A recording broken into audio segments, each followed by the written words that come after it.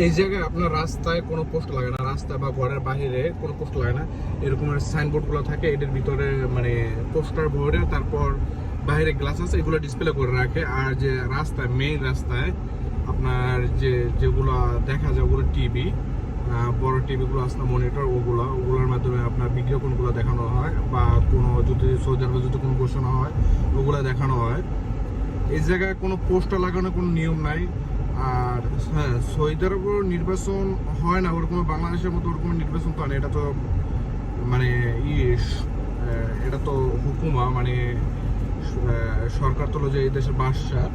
তো এই দেশ তো ওরকমের কোনো নির্বাচন হয় না বাংলাদেশের মতো। বাংলাদেশ তো নির্বাচন হয়, আর বাংলাদেশ নির্বাচনের কালে তো আপনার পোস্টার লাগায়, মানে রশির ভিতরে দেয়ালে দেয়ালে পোস্টার লাগাই তুই যায়, এরকম কোনো নিয়ম নেই বা কোনো বিজ্ঞাপন এই দেখে নেই। এই একটা কোনো নেই, নিয়ম নেই ওরকম পোস্টার লাগানো রাস্তায়।